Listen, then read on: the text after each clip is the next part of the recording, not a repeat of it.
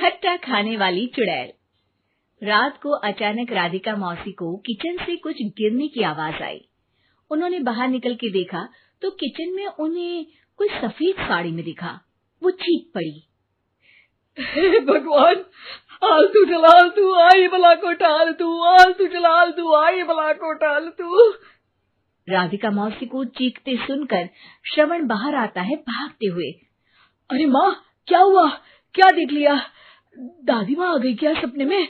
अरे बेटा, रसोड़े में देख तो कौन है? श्रवण रसोड़े में झांक कर देखता है और उसे कोई नहीं दिखता अंदर। अब रसोड़े में तो कोई नहीं है माँ। कोई सफेद साड़ी में नहीं है क्या? नहीं माँ, कोई भी नहीं है। चिल्लम चिल्ली की आवाज सुनकर काजल भी वहां आ जाती है। अब क्या हो गया माँ जी? अरे बेटा, रसोड़े में एक चुड़ैल थी सफेद साड़ी में। अरे क्या कर रही थी वो अंदर? अरे बताया नहीं, कल आएगी ना तो पूछ लूंगी। चुड़ैल जी, आपका क्या प्लान है? माँ जी, रात बहुत हो गई है, आपने कोई बुरा सपना देखा होगा, चलिए सो जाइए। राधिका मौसी सोने तो चली जाती है, पर उनको रात भर नींद ही नहीं आती। वो कुछ भी उलझुल बातें सोचने लगती है। कहीं चुड़ैल की वजह से तो घर में टेंशन नहीं हो रहा, कहीं उसी की वजह से तो वो दादी नहीं बन पा रही। सुबह जब राधिका मौसी रसोड़े में छानबीन करती है तो पाती है कि नींबू का अचार गायब है। चुड़ैल नींबू का अचार ले गई, मुझे तो ठीक नहीं लग रहा कुछ। चुड़ैल को भी पता है कि जिंदगी का असली मजा तो खट्टे में ही है। राधिका मौसी झट से श्रवण को फोन कर देती है। बेटा, मुझे समस्या समझ में आ गई है, हमें एक तांत्रिक की जरूरत है। अरे क्या बोल रही हो माँ, तांत्रिक की क्या जरूरत है? आप पूजा पाठ तो कर ही रही हो ना।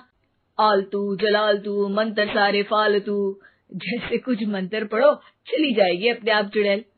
अरे नहीं बेटा, कभी चुड़ैल को कम नहीं समझते। अरे तुझे पता भी नहीं चलेगा कि कभी वो छल करके काजल की जगह घर की बहू खुद बन जाएगी। क्या माँ, कुछ भी बोल रही हो? कहाँ काजल और कहाँ चुड़ैल? वैसे एक बात बताओ, काजल को अगर गाने के लिए बोल देना तो चुड़ैल काजल की आवाज सुनकर घर तो क्या, धरती लोग छोड़कर चली जाएगी। तुम ना पढ़े लिखे बच्चे हर चीज को मजाक समझते हो। तुम रहने दो, मैं खुद ही तांत्रिक को बुला लेती हूँ। अच्छा सुन, शाम को इमली लेके आना।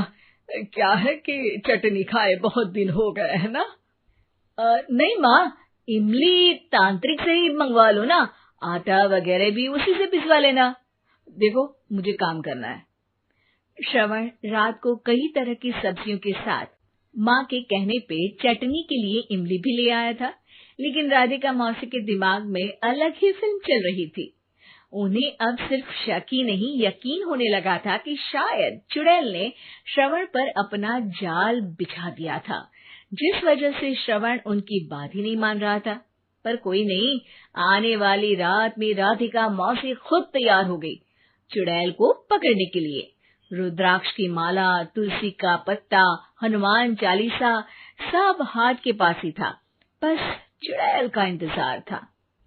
और जैसा राधिका मौसी ने सोचा था वैसा ही हुआ। वो चुड़ैल उस रात भी आई, पर वो राधिका मौसी से तेज निकली और राधिका मौसी के उससे पकड़ने के पहले ही वो भाग खड़ी हुई। जरूर बहू पे साया है उस चुड़ैल का, तभी तो श्रवण के कमरे में गई है। और अगली सुबह राधिका मौसी पिछली रात हुए हमले में किन चीजों का नुकसान हुआ उसका हिसाब लगा रही थी। उनके खेमे से एक आम के अचार की शीशी भी गायब हो चुकी थी, और वो इमली भी जो कल श्रवण लेकर आया था। राधिका मौसी इस बारे में सोच ही रही थी कि श्रवण जल्दी से रसोड़े में आकर दवाइयों की पोटली ढूंढने लगता है। अरे बेटा, क्या हो गया? अब माँ, वो काजल की तबीयत खराब है, बहुत घबराहट हो रही है उसे। हे भगवान, मैंने पहले ही कहा था कि तांत्रिक को बुला लेते हैं, पर नहीं, अब देखो उस चुड़ैल ने काजल को अपने वश में करना शुरू भी कर दिया है। हालांकि श्रवण भूतों में विश्वास नहीं करता था, पर अब वो भी डर जाता है और राजी हो जाता है एक तांत्रिक को बुलाने के लिए। कुछ ही घंटों में तांत्रिक आ जाते हैं और राधिका मौसी तांत्रिक जी को सब बता देती है। घोर संकट, घनघोर संकट, चुड़ैल को मारू जोर चाकट, ओम भट स्वाहा खटखा के आहा। अरे ये क्या मंत्र है? मेरे खुद के ओरिजिनल मंत्र है, कल रात को ही लिखे हैं, अच्छे लगे तो दाद चाहूंगा। एक और मंत्र सुनो। अर्ज किया है आब्राकडाब्रा, दिल्ली बम्बई आगरा, चंदा मामा सोवरले सुरन मामू जारा। ये मंत्र है? अरे कोई 40 वालीसा पढ़ो ना। वक्त कम है, 40 नहीं पड़ेंगे, 20-25 में काम चलाना पड़ेगा। अलग निरंजन जाके लंदन, मुफ्त का मंजान घिस मेरे नंदन। अरे जल्दी करो तांत्रिक जी, जल्दी करो। तांत्रिक अपने उल झलूल मंत्र पढ़ने लगता है। श्रवण को तांत्रिक पे शक होता है। वो अपने एक डॉक्टर दोस्त को कॉल कर देता है ताकि कोई अनहोनी हो तो इमरजेंसी में चीजें मैनेज हो जाए। तांत्रिक धुनी रमाता है, जिसकी वजह से कमरे में काफी धुआं हो जाता है और जिसकी वजह से बहू की घबराहट बढ़ जाती है। अब भागेगी चुड़ैल। हाँ। बहू खांसते हुए धुएं से बचने के लिए बाहर चली जाती है। अरे भाग रही है, भाग रही है। पीछे पीछे श्रवण भी जाता है। बहू एक सोफे पर बैठ जाती है। तभी डॉक्टर दोस्त आ जाते हैं और श्रवण को पानी लाने के लिए कहते हैं। थोड़े चेकअप के बाद डॉक्टर कहते हैं, मेरे हिसाब से जाप का काम पूरा हो गया है।